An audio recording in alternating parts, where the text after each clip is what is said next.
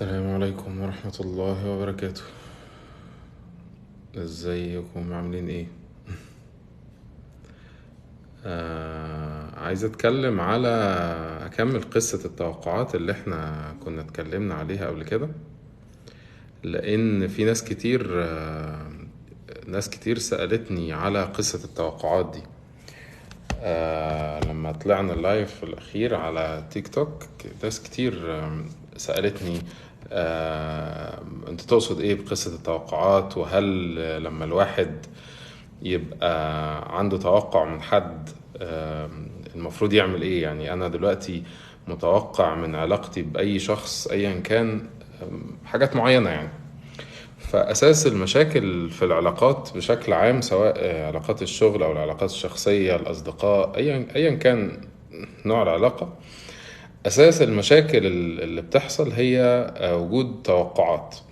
وإن التوقعات دي زي ما اتكلمنا في اللايف المرة اللي فاتت بتوصل لمرحلة ال ال ال الافتراض وليس التوقع. فلما الإنسان بيبقى عنده تخيل معين، هو هياخده من غيره. يعني انا عندي تخيل مثلا ان فلان ده هيتعامل معايا بالشكل الفلاني، فبالتالي بقى عندي توقع رسمه في دماغي، فالافتراض هيخليني مفترضه، هيخليني مش شايف غيره قدامي. الافتراض هيخليني حاطط اكني عامل بلوك كده، وده اللي هيحصل. فلو انا قدامي بلوك والبلوك ده انا خبطت فيه بالعربية، فبالتالي الحادثة هتحصل وهيبقى فيه اصابات. فعشان كده الانسان لما بيحول التوقع الى افتراض مش احتمال، فهو ده اللي بيعمل المشاكل. فالاصل ايه في اي علاقة في الدنيا؟ ان كل واحد بيتعامل بمصلحته. الاصل في العلاقات المصالح، مفيش اصل تاني. يعني الأصل بين اتنين، أو بين واحد وشركة، أو بين واحد وبلد، أو بين واحد وأي حاجة، هو المصلحة. أنا قاعد في البلد دي ليه؟ علشان مصلحتي. حتى لو مصلحتي دي هو الشعور بالأمان أو الحب أو غيره، بس هي مصلحة في الآخر. وأنا قاعد مع صاحبي ده ليه؟ لأن مصلحة. صاحبي بحبه مثلا، فبرضي شعوري بالحب أو كده يعني. فالمقصود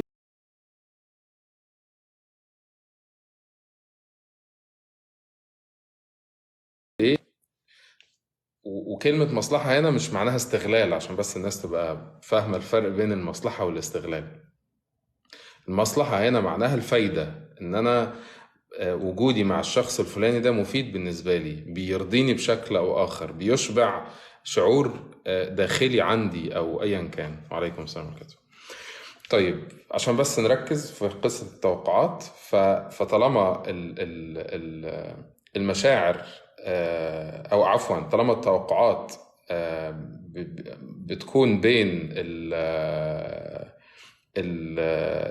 الناس وبعض، أو بين الشخص والشركة وهكذا، فبالتالي التوقع ده هو الأساس العلاقة. أنت متوقع مني إيه وأنا متوقع منك إيه، ده اللي بيبني المصلحة بين الناس.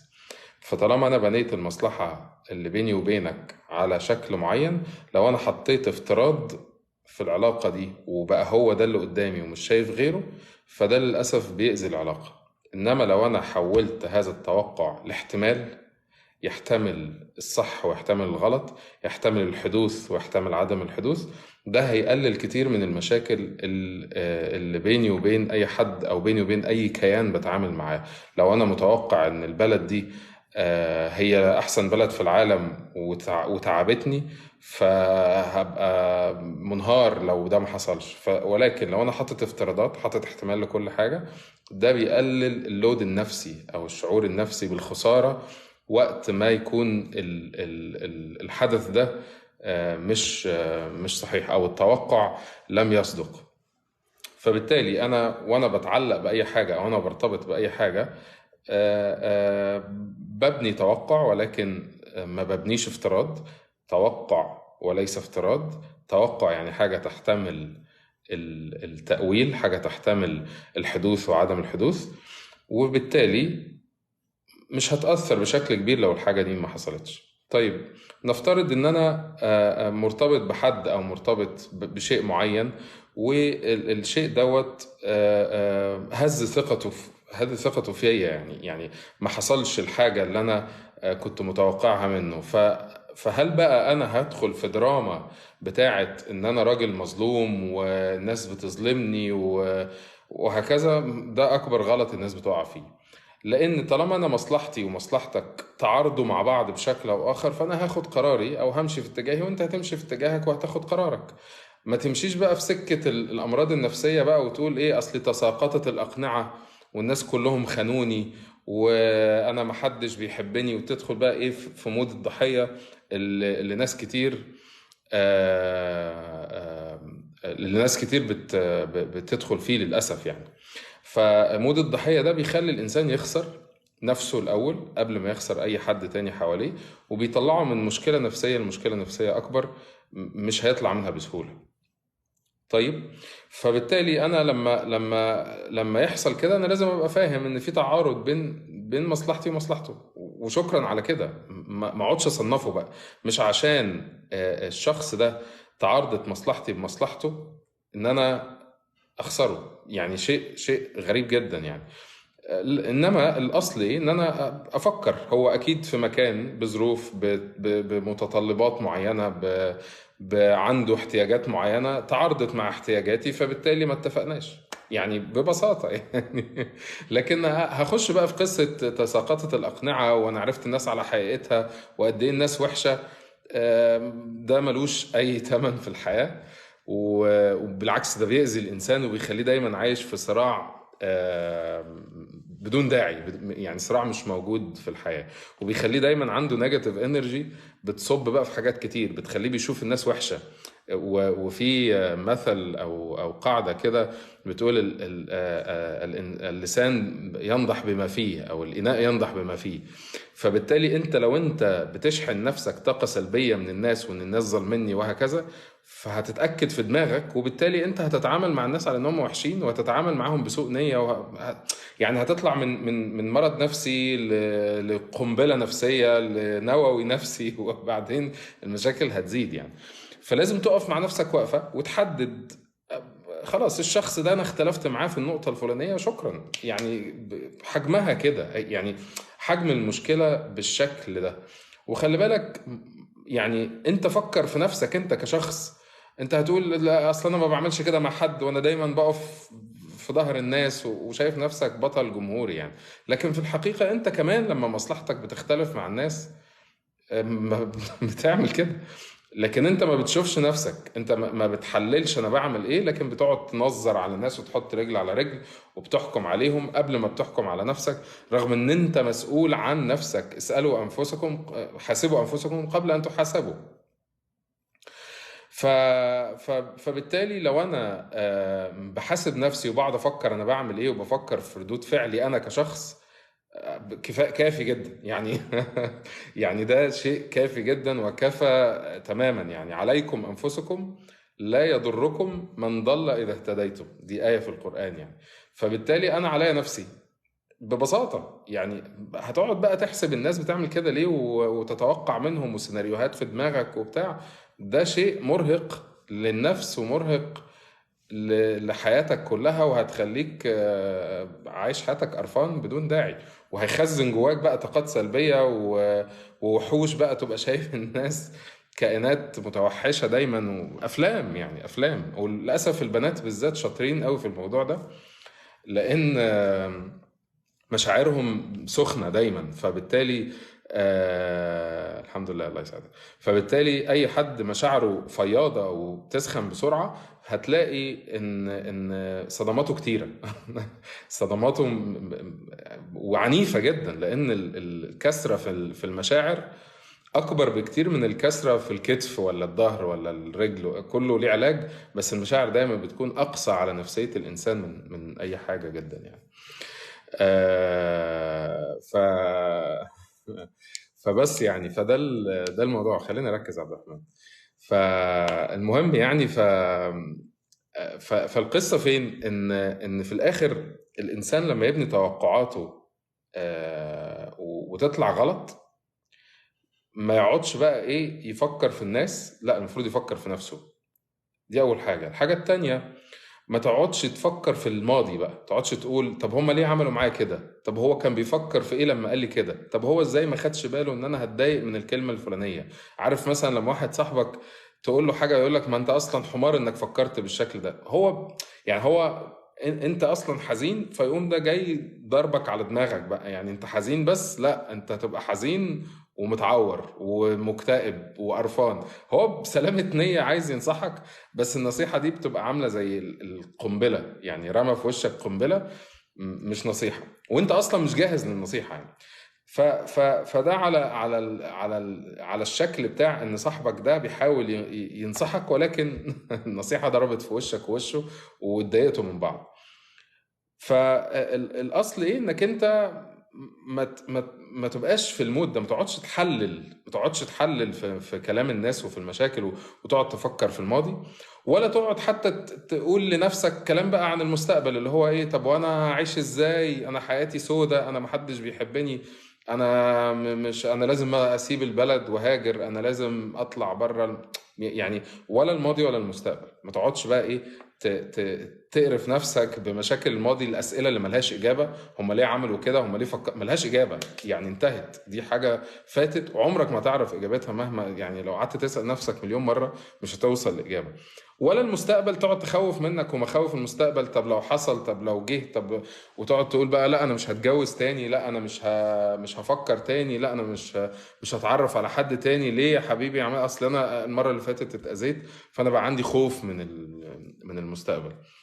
الخوف من المستقبل ده طبعا للاسف بيدمر قرارات كتير في حياه الانسان يعني. فبالتالي انت الاصل انك بتفكر في الحاضر. ف وده اللي احنا مأمورين بيه. انت المستقبل ده بإيد ربنا، والماضي مجهول وهيفضل مجهول، يعني الأسئلة اللي هي الكونية دي اللي ملهاش إجابة هتفضل كده مهما فكرت فيها، عمرها ما هتلاقي لها إجابة يعني. ففي أسئلة في حياة الإنسان ملهاش إجابة ارميها، وفي مخاوف في المستقبل أنت مهما فكرت فيها هتحبطك بس مش هتعمل أي حاجة. فأنت مطالب كإنسان انك تركز على الحاضر فقط، إيه اللي في ايدك انت وتعمله. هتقول لي اصل انا مظلوم في شغلي، اصل انا مقهور في حياتي، اصل ايا كان، الاصل انك تفكر ازاي تطلع من المشكلة دي، مش انك انت تقعد تهري في الماضي ولا تقعد تخوف نفسك من المستقبل. طيب علشان بس اربط الكلام ببعض، احنا اتكلمنا على التوقعات من الناس والتوقعات من الكيانات اللي الانسان بيرتبط بيها، سواء شغل، دولة، ايا كان الانسان بيرتبط بايه، سوشيال ميديا، مشروع، اي حاجه. التوقعات هي اللي بتهد نفسيه الانسان. وانس ان انا توقعت حاجه وما حصلتش، فده بيهد نفسيه الانسان، لان انا توقعتها وحطيتها في مكان الافتراض وليس مكان الاحتمال. التوقع الافتراضي اللي هو مفترض، فرض كده، انت فرضته على نفسك، اسمه فرض، يفرض، فبالتالي لما ما يحصلش كل حاجه بتنهار. فدي اول حاجه، ان انا مفروض التوقعات تقل. كل ما توقعاتي قلت وكانت في الاحتمالات مش في الافتراضات، حياتي هتكون احسن، سواء من شركه، من صديق، من قريب، من ايا كان الحاجه اللي انا بتعامل معاها او اللي انا برتبط بيها. فدي اول حاجه. ونفترض بقى ان انا للاسف توقعاتي كانت عاليه وضربت على دماغي، المفروض اعمل ايه؟ المفروض ما اقعدش اسال نفسي الاسئله الكونيه اللي ملهاش اجابه، ومفروض ما اقعدش اخوف نفسي من تكرار التجربه، فبالتالي مش هعملها وتكتر المخاوف. لا، انا هركز كل طاقتي في الحاضر، في اللي في ايدي دلوقتي، في اللي انا المفروض اعمل فيه ايه، وما ركزش الناس عملت فيا ايه. عليكم انفسكم لا يضركم من ضل اذا اهتديتم. ف ف آم، ده الحال الصح للإنسان. ده ازاي الإنسان ينمي نفسيته على تقبل الصدمات، إن هو دايما يقلل توقعاته، ولو حصلت الصدمة فبالتالي أنا أقدر أريتريت أو أقدر أستعيد طاقتي بشكل أو آخر، علشان أفوق تاني. علشان استعيد طاقتي المفروض ان انا ما افكرش في الماضي ولا اقعد اخوف نفسي من المستقبل، وافكر في الحاضر وابني له خطة علاج علشان تطلعني من اللي انا فيه. طب لو انا خطة العلاج دي كل شوية بستراجل فيها او بعافر فيها ومش عارف اطلع. فبالتالي انا ساعات ناس كتير بتحتاج، انا شخصيا حصل لي ده، واحتاجت حد يساعدني، حد يشيلني بايدي كده، ياخدني يطلعني من الحفرة اللي انا وقعت فيها دي. وبالتالي لما هيطلعني فانا هكمل بعد كده الطريق مع نفسي، او هحتاج حد يساعدني، ده موضوع مختلف. لكن السبيل للخروج دايما بيكون بالشكل اللي احنا بنتكلم فيه. طيب، لما الانسان، ما هي في حد بيسالني how to deal with rejections، يعني ازاي الانسان يتعامل مع الرفض. يعني ازاي لو انا اترفضت كشخص اتعايش عادي يعني. ده احد الاساس بتاع التوقع. يعني انت مفترض، يعني انت ريجكتد ليه؟ لانك كنت متوقع انك تبقى اكسبتد. او انت اترفضت ليه؟ لانك كنت متوقع انك برنس الليالي وما تترفضش ابدا. لكن في الحقيقة انت فيك اسباب تخليك مقبول لناس ومرفوض لناس. يعني في مكان انت ممكن تشتغل فيه تحسه جنة الله في الارض، وانه احسن مكان في حياتي اشتغلت فيه، وفي نفس الوقت في غيرك يقول لك ايه التوكسيك انفايرمنت دي، ده ايه المكان البشع ده. وفي نفس الوقت في علاقاتك باصحابك، واحد صاحبك انت بتبقى بتموت فيه، يجي واحد تاني يقول لك وانت ازاي تعرف البني ادم ده. وده كلنا كده يعني. فهو الريجكشن او الرفض بيتبنى على ايه؟ بيتبنى على توقعك انك ما بتترفضش. ولكن انت عادي، انت انسان، انت ممكن حد يقبلك، ممكن حد يرفضك، ممكن حد مصلحته تتلاقى مع مصلحتك فتكملوا مع بعض، ممكن حد مصلحتك ومصلحته يتعارضوا، فبالتالي يعني هتسيبوا بعض، او هتسيب الشركة، او هتسيب صديقك، ايا كان يعني. فبالتالي الريجكشن او الرفض مشكلته في التوقع. وعلى فكرة هي 90، مش 90 يعني، مش عايز اقول 100% برضه، بس نسبة كبيرة جدا من مشاكل الناس مبنية على التوقعات. يعني حتى الشيطان الرجيم ابليس شخصيا، هو ليه خرج وكفر؟ لان هو خلقتني من نار وخلقته من طين. يعني فانا ازاي اسجد لطين؟ انا نار، انا برنس، انت ما خلقتش احسن مني. هو شايف كده يعني. هو ده خيال الشيطان او خيال ابليس، ربنا يعيذنا واياكم منه. ان هو توقعه ان ربنا خلقه ده اهم واحد فازاي تجيب اهم مني؟ فلما جاء الاهم منه يعني اتضايق وكفر، يعني وصل معاه المرحله للكفر والاذى. بعد كده هو مش بس كفر وخد بعضه ومشي، ده هو بقى ترصد لهذا الانسان اللي هو بيعتبره سبب خروجه من الجنه، وسبب اهانته في وسط الملائكه الى يوم الدين. هو مهان بقى، هو يلعن ليلا نهارا في القرآن وفي الصلاة، وبنستعيذ بالله من الشيطان الرجيم منه، نستعيذ بالله منه ليلا نهارا يعني. فهو أذي بشكل خرافي. ليه؟ لتوقعاته.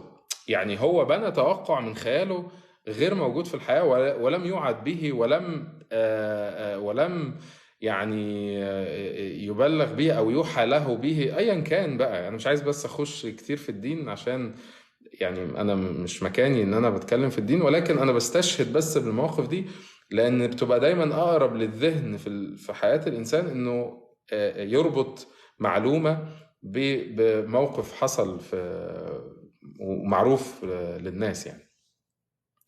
ف فلا، دي حقيقة فعلا. لما حد بيغلط واحنا بنرمي اللوم عليه، يعني لو حد غلط غلطة، فساعات الإنسان بيشوفه وحش. هو عشان غلط غلطة واحدة فأنت عظمت الغلطة دي فشفته إنسان وحش. والغلطة دي ممكن تبقى بعفو، يعني بعفوا اسمها ايه، بعفوية، يعني غير مقصودة. يعني غلطة غير مقصودة او مقصودة ايا كان، بتخليك تشوف الانسان ده وحش خلاص. فده من الحاجات اللي بتهد كيانات العلاقات بالناس، في الشغل ولا في البيت ولا في المدرسة ولا ايا كان. فلما حد بتشوفه بيغلط، انت المفروض تنزل الغلطة منزلها غلطة يعني. وده هدي الله سبحانه وتعالى، وهدي الرسول صلى الله عليه وسلم. يعني هي غلطة. وهو لا يعني الرسول صلى الله عليه وسلم بيقول الإيمان يزيد وينقص. يعني ايه يزيد وينقص؟ فكر فيها كده، الإيمان يزيد وينقص، يزيد وينقص، يعني بيزيد وبينقص. ما قالش حتى يكتمل وينقص، لا هو قال يزيد وينقص. فمعنى كده ان لو ده الكمال، ده خط الكمال، انا بس عشان وشي يبان، لو ده خط الكمال و... و... والإيمان هنا، فعمره ما بيلمس فوق. خلاص الكمال ده مش عندنا يعني. هو بيزيد وينقص، معناها بيزيد يعني بيكون في فرق بينه وبين الكمال، وبينقص بينزل تحت، مش بيبقى صفر. فهو هنا في النص. فطالما الإيمان يزيد وينقص، فمعناها ان طول الوقت الإيمان ده مختلط بذنوب. ما هو هينقص يعني ايه؟ يعني هيبقى فيه ذنب، هيبقى فيه غلطات. فبالتالي الإنسان هنا، الإنسان في النص، الإنسان مش فوق ولا تحت. فبالتالي لما تفكر فيها، دايما طول الوقت إيمان البشر مختلط بذنوب، طالما هو يزيد وينقص وليس يكتمل وينقص. تمام؟ فبالتالي لما الإنسان يغلط، ولا تحكم عليه، ولا تقعد تلوم نفسك مدى الحياة، ولا ده انت مأمور بيه ولا ده انت مأمور بيه. يعني انت كإنسان مش مأمور انك تحكم على غيرك ان هو بقى وحش، غلطة واحدة تخليه وحش، ولا انك انت شخصيا تقعد جلد ذات طول حياتك. اه تندم وبتاع وتستغفر على معصيتك، بس ربنا قال لك انك لما تعمل ذنب تستغفر وشكرا على كده. يعني استغفر وابذل مجهود في الاستغفار وحج واعمل عمره، كل الكلام ده، لكن ما تقعدش تحرق في نفسك وتقعد تقول يا ريتني وانا ازاي واعمل ومفيش. الصحابه شخصيا كانوا بيغلطوا، انا بس يعني مش حابب اتكلم في التفصيله دي، لكن موجوده كل انواع الغلط موجوده. ولكن هل ده معناه ان هم ناس وحشين؟ لا، هم في الاصل مؤمنين وبإذن يعني في الجنة. لكن الإيمان يزيد وينقص، الإيمان مختلط بذنوب طول الوقت. فبالتالي أي إنسان بيغلط غلطة لازم تنزلها منزلتها وتديها حجمها، وما تزودهاش فتحكم عليه، ولا تقعد تلوم فيه طول حياته، ولا تقعد تلوم نفسك طول حياتك على الغلطة دي. وهي طالما هي مش كفر، فهي يعني في حدود المغفرة بإذن الله يعني. ف الإنسان طبعا، بل الإنسان على نفسه بصيرة. كل إنسان بيبقى دايما عارف غلطه فين. والإنسان العاقل، الإنسان العاقل بيبقى عارف ذنبه كويس، وعارف أسباب اللي تخليه يدخل الجنة يعني. يعني كل إنسان عارف غلطاته ومميزاته.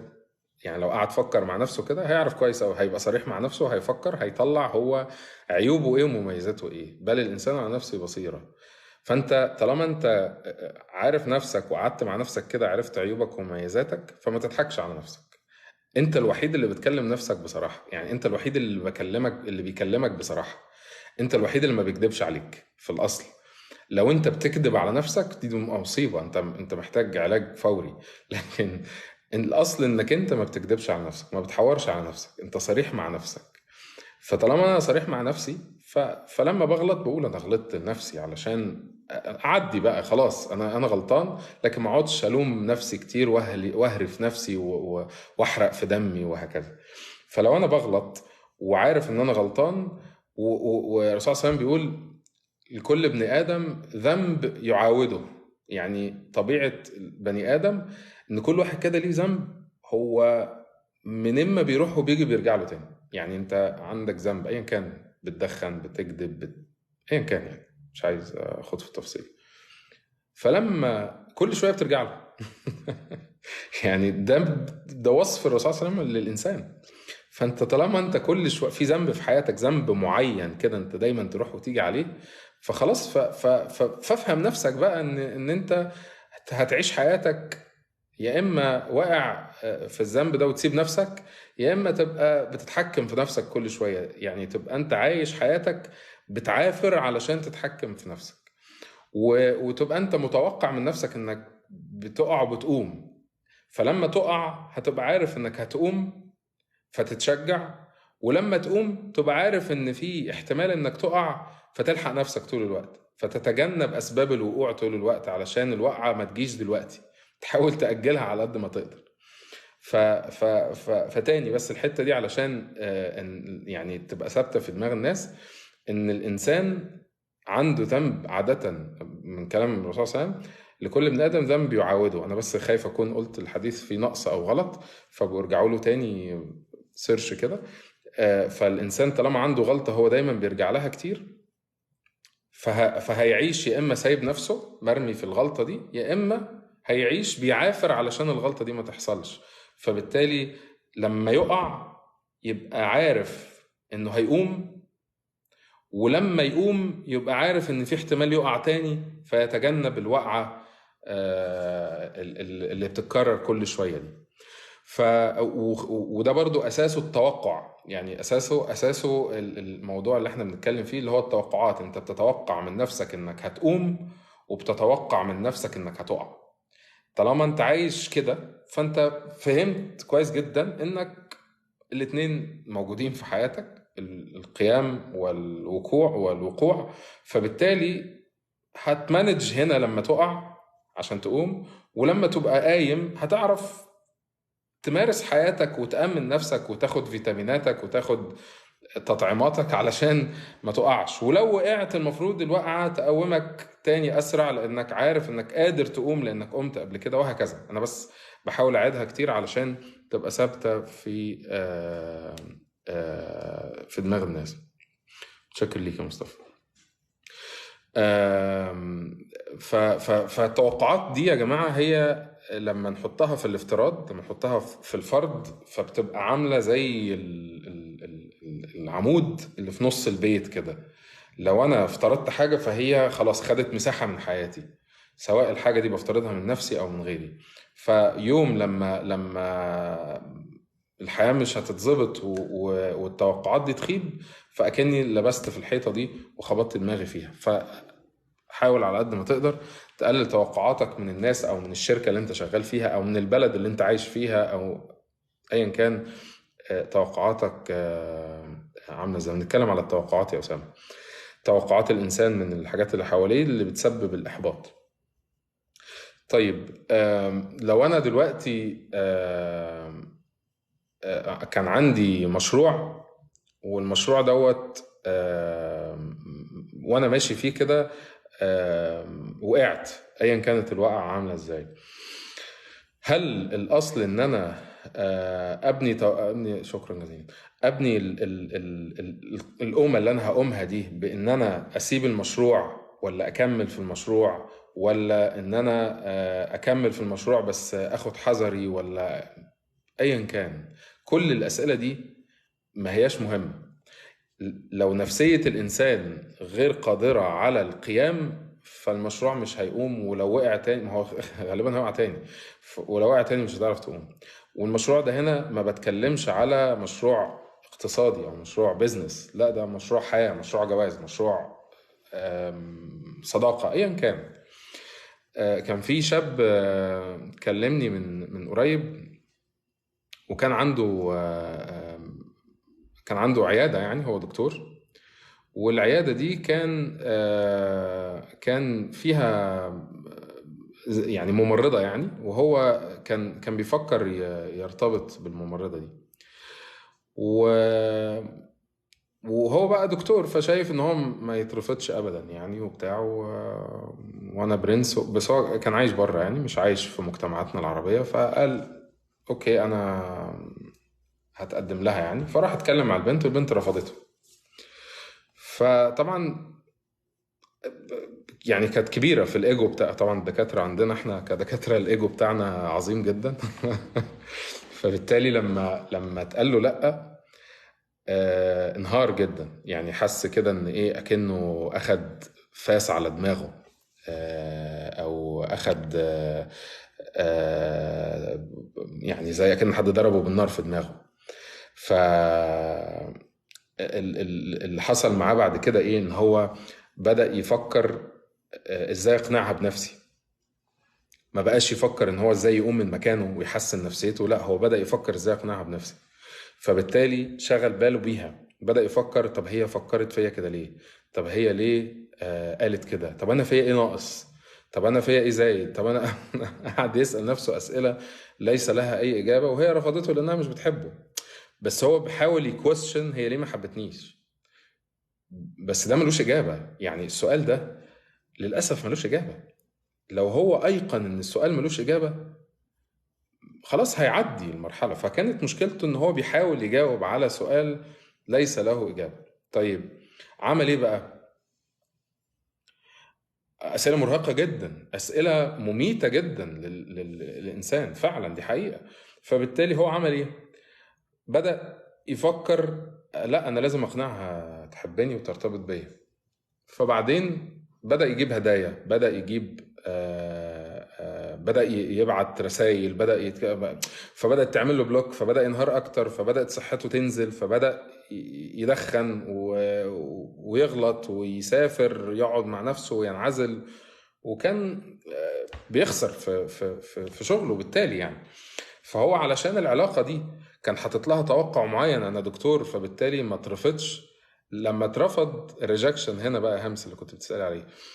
لما اترفض زي الجبل اللي انهار. هو هو ما بقاش انسان عاقل، هو فقد عقله بسبب انه بنى توقع معين، وكان متوقع ان افترض وخلاص، وكان بنيه على انه انا اكيد لما هعرض عليها الجواز هتقبلني. فبالتالي لما رفضته كل شيء كل شيء انهار. فلما اتكلم معايا قلت له انا يعني انا مش عارف ليه انت هاري نفسك في الموضوع ده. انت خلاص هي معادلة واضحة، هي رفضتك، 1+1=2. انت اتقدمت، فلان زائد فلانة بيساوي رفض، انت عايز ايه بقى؟ قال لي انا عايز انساها. قلت له بس انت ما بتعملش اعمال النسيان، انت بتعمل اعمال الذل. يعني انت بتذل نفسك، انت رايح تذل نفسك. وده مش بس بين الشاب والشابة يعني، لا ده بين اي اتنين صحاب بتحصل، واي يعني بين واحد وشركته بتحصل، وهكذا يعني. آه، فهو في الاخر آه، فهو في الاخر انا بس مش هقدر ارد على الكومنتات.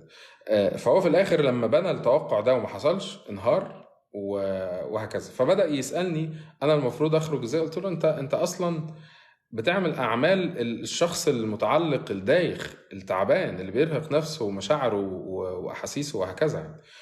فانت الاصل انك انت ولا تبعت لها ولا انك انت تتكلم معاها، والاصل انك انت تقفل كل حاجه وتلغي بقى الاكونتس وتلغي وتعمل بلوك خلاص انت بتقلب الصفحه تماما. لو انت عايز تكمل انت لازم تقلب الصفحه بالافعال، وتسيب المشاعر بقى ليها وقت. يعني المشاعر بتاخد وقت في العلاج، انما الافعال بتقرر بتنفذ. الاصل فيه كده يعني. طالما انت قررت ان انت هتنفصل عن فلان او هتسيب شركتك، الاصل انك بتعمل اعمال الاكزit، الخروج. فانما المشاعر هتيجي بعدين. يعني سيب المشاعر دلوقتي، ما تقعدش تفكر في مشاعرك، فكر في اعمالك. اول لما اعمالك هتكون قوية وحازمة وصارمة، انك خطواتك واضحة، المشاعر مع الوقت هتتعالج. المشاعر دايما اللي بيعالجها اكتر حاجة بتعالجها ان الافعال تكون صادقة وتاخد وقت. المشاعر هتتحسن مع الوقت. ف ما هي المشاعر، بصي هي البيضة ولا الفرخة يعني. البيضة الأول ولا الفرخة الأول؟ هل المشاعر هي اللي طالما بردت فهتصرف، ولا أنا هتصرف فمشاعري هتبرد؟ طول ما أنت شايفة إن المشاعر هي اللي بتتحكم في الأفعال، شكرا انتهينا. وطول ما أنت شايف إن الأفعال ملهاش تأثير طول ما المشاعر مش عارف ايه، فشكرا برضو انت كده ايه مع نفسك تماما، انت مالكش حل. لكن الاصل ان الانسان بيشغل عقله في الوقت ده ويستحمل شوية. لو مش قادر استحمل بجيب حد يساعدني يخليني استحمل، او حد ياخد لي قراراتي، لان انا في فترة انا غير قادر على اتخاذ القرار. فالافعال هي يعني الافعال هي اللي بتحرك الانسان، زائد شوية وقت. ادي وقت شوية وصبر على الافعال دي واستمرار، هو ده اللي هيخلي المشاعر بعد كده تتعالج. ومحدش يقول انا نفسي ارجع زي الاول. مفيش. انت ترجع زي الاول يعني الشعره البيضاء اللي طلعت لي في دقني دي هترجع سودة، وده مش مش وارد. او هرجع زي الاول فظهري هيبطل يوجعني، او ضرسي هيطلع لي من جديد، هيرجع يبقى عندي اسنان لبنيه مثلا. فالاصل ايه؟ ان مفيش حاجه بترجع زي الاول. انت بعد المشاعر، بعد ما بتتكسر وكده، ما تقوليش انا عايز ارجع زي الاول. يعني فكره انا نفسي ارجع زي زمان دي مش موجوده، مش وارده. انت اتحطيت في الموقف ده علشان تتعلم وعلشان تتغير. ما هو ربنا بيحط لك مواقف علشان تبقى احسن، عشان تبقى اصلب، تبقى اقوى. في حد يقول لي انا ما رجعتش انا ما بقتش زي الاول، انا بقيت قاسي. ما هو انت فعلا كنت طري زياده، انا اسف في الكلمه يعني. فانت المفروض تتعلم من اللي حصل فتبقى اقوى. حتى النفس، نفس الانسان، اعتبرها كده زي العضلات. انت بتبني عضلات نفسيتك لما بتدخل في موقف وخذلان، على ضرب، على شقة، على مرمطة، على فقد، على اكتئاب، وخرجت من كل ده. انت المفروض يبقى عندك عضلات بقى، انك لما يجي لك حد تاني يديك على دماغك تبقى انت قادر انك تكمل، وقادر انك انت بخبرتك بقى خلاص بتبني على خبرتك اللي فاتت. وهتلاقي نفسك توصل. في ناس كده، الناس دي بتبقى عبقرية يعني. لما بتحصل لها مصيبة بتضحك. ده الديفنس ميكانيزم ده، يعني ده نوع من انواع الديفنس ميكانيزم. ان الانسان بيدافع عن نفسه قصاد نفسه عن طريق الضحك. والشعب المصري الحقيقه قوي في الموضوع ده جدا. في عز المصايب تلاقينا مبتسمين جدا. ده مش طبعا مش بتكلم على اللامبالاه، انا بتكلم على البسمه والثقه ان الامر هيعدي، وبالتالي هنضحك ونهزر وبتاع، والموقف ده هيعدي، وبالتالي لما هفتكره بقى، لما اعيد يا فاكر لما اتضربت واتعورت في الشارع، هتضحك. تشكر يا ريماس. آه... انت كنت طري بزياده. فعلا، ما هو دي حقيقه. الانسان زي ما بيكون عضلات جسمه في الجيم، بيكون عضلات نفسيته في المرمطه، في المشاعر اللي بتبوظ مننا، في الاحداث اللي احنا بنتحط فيها. والحياه هي ابتلاءات، وربنا بيقابلونا بالخير والشر الاثنين. فانت اكنك طالع سلم، او بتحط كتب فوق بعض. الابتلاء الاول، بعدين اتعلمت منه خلاص، بتخش على الابتلاء اللي بعده، على اللي بعده، وهكذا. فانت على قد ما انت بتتعلم من ده وبتاخد منه الخلاصة وبتعديه، فلما اللي فوقيه هيجي هتكون رايق وفاهم وصحتك كويسة وعندك استعداد وهكذا. فلما اللي فوقيه هيجي هيحصل كذا، وبعدين فوق بعض. ما هي هي الابتلاءات متراكمة يعني. ف... الأصل إيه؟ إن الواحد بيتحط في الابتلاء وفي الاختبار علشان يتعلم ويخرج منه بعضلات نفسية أقوى، فيقوم لما يتحط عليه ابتلاء جديد فيقوم يعديه بسرعة ويبقى أقوى، وهكذا. ده الأصل. ده الإنسان اللي عنده بصيرة في نفسه، واللي بيعرف يستعيد طاقته من أول وجديد، واللي الإحباطات بتخليه زي اكنه بيتحط في اختبار وبيقوم منه بسهوله، وهكذا. واحنا كده يعني. انت لو كل انسان فكر في نفسه هيلاقي نفسه كده. ولكن احنا اللي بنذل نفسنا، احنا اللي بنقول انا مش هقدر. لكن انت فعلا قدرت، انت فعلا عديت مواقف صعبه كتير. انت فعلا حتى لو على المستوى الصغير في المدرسه ولا في الجامعه ولا في الشغل ولا حاجه، انت بيعدي عليك مواقف بت بت بتعلمك، بس انت ما بتشوفهاش كده. انت لما بتتظلم ولا بتتحط في موقف صعب عشان انت انسان ضعيف، بتضعف نفسك اكتر. ربنا خلق الانسان في اصله ضعيف، والمواقف اللي بتحصل دي بتقويه بقى وتكون له عضلات. لكن لو انت رجعت لاصلك الضعيف، خلاص عجز بقى، هتحس بالعجز. والعجز دايما بيكون شعور داخلي عند الانسان. العجز دايما بيكون من داخلنا، احنا اللي بنعجز نفسنا احنا. العجز ده عامل زي الرباط كده، انت بتربط نفسك، بتكتف نفسك عن انك انت تتقدم، وعن انك انت تتقبل الحياة بمشاكلها باللي فيها يعني. فلو انت عرفت كويس قوي ان العجز ده جواك، مش الحياة هي اللي بتعجزك، هتعرف تعدي المواقف الصعبة، وتعرف الصدمات بنتشوه من جوانا. هي الصدمات فعلا بتأثر على الإنسان، بس أنت لو عايزها تكون بتشوه هتشوه. لو أنت عايزها تكون مفيدة وبتكون لك عضلات، يبقى هتكون لك عضلات. هي بتتغير، مفيش حاجة بترجع زي زمان، مفيش حد بيرجع زي الأول. لكن انت الصدمة خدتها وديتها فين؟ وديتها بقى ناحية ان انا انسى واشرب وادخن واضيع صحتي، ولا وديتها ناحية ان انا لازم افكر هو ربنا حطني في الابتلاء ده ليه، واطلع منه ازاي، واخرج منه واتعلم الدرس اللي فيه، واصبر على نفسي علشان اتحسن نفسيا، وبعدين ابقى اقوى بعد كده. في مبدأ في حياة الانسان اسمه سوبر كومبنسيشن، كنت اتكلمت عنه قبل كده.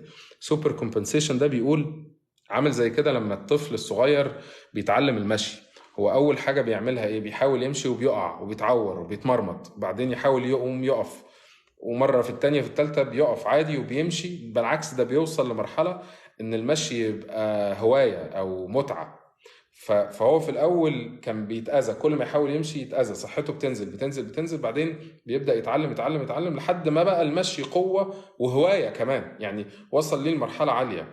فالانسان بطبيعته كده، زي مثلا بروح الجيم، في الاول بتعب وصحتي بتنزل وببقى بتمرمط في الجيم، بعدين واحده واحده برجع اكني صحتي زي ما هي، وبعدين ببقى اقوى، بكون عضلات وجسمي بيكون اقوى، وقدرتي على التحمل بتزيد. فلو انت عايز تزود قدرتك على التحمل، خد المواقف الصغيره دي، زي اللي بيتمرن تمرين كده او بياخد تطعيم علشان الفيروس لما يجيله يبقى صحتي اقوى يعني.